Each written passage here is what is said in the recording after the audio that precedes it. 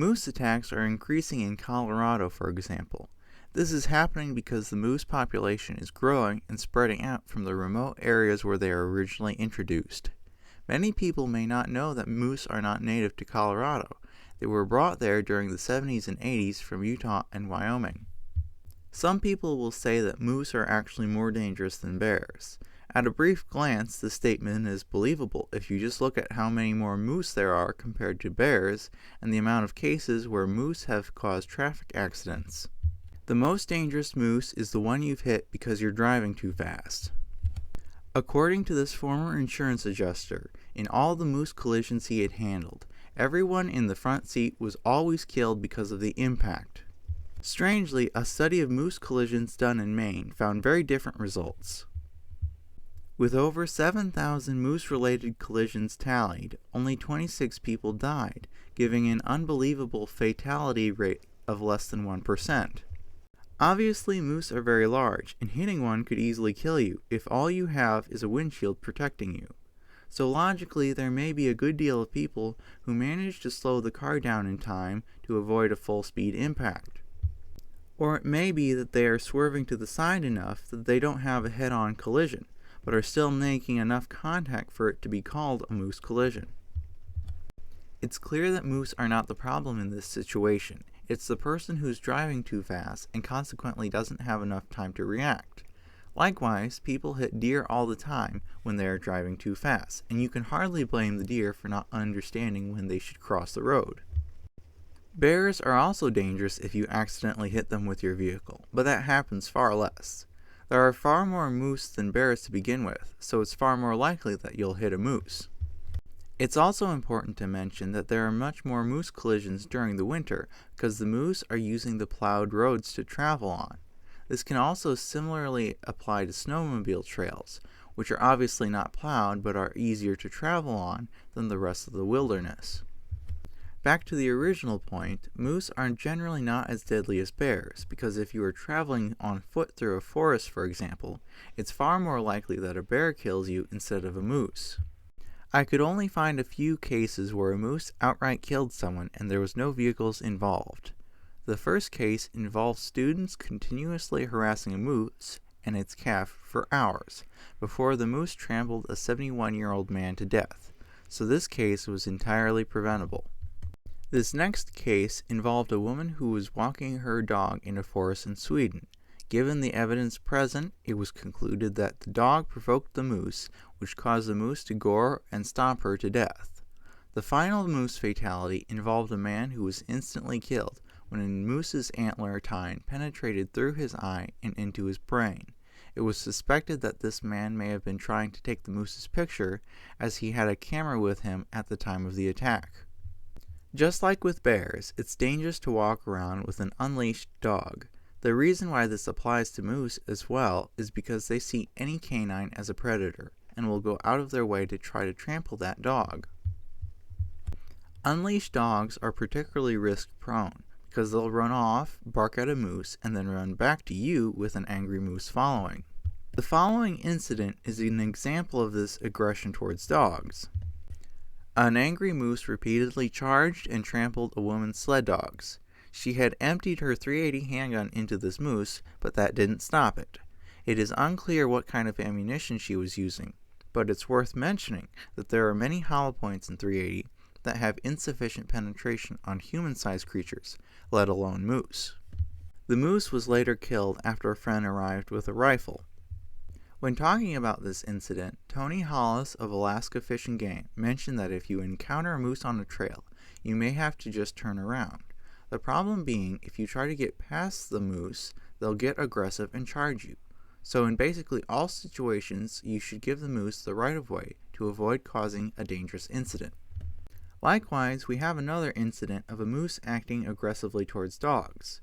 This moose broke into a dog kennel and was trying to trample some Siberian Husky puppies.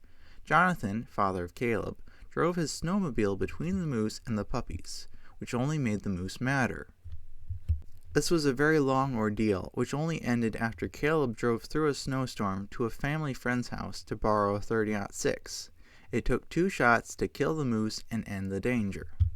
Both with this attack and the previous one, it demonstrates that without a firearm, the moose may decide to repeatedly charge you basically indefinitely, as long as it views you as a continuing threat.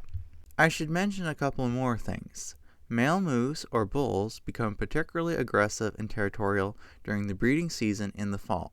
Likewise, the females or cows are more likely to attack if they have a calf nearby that they feel is in danger. Obviously, the best tactic is avoidance, and by simply keeping your distance from moose, you can prevent a defensive attack from happening in the first place.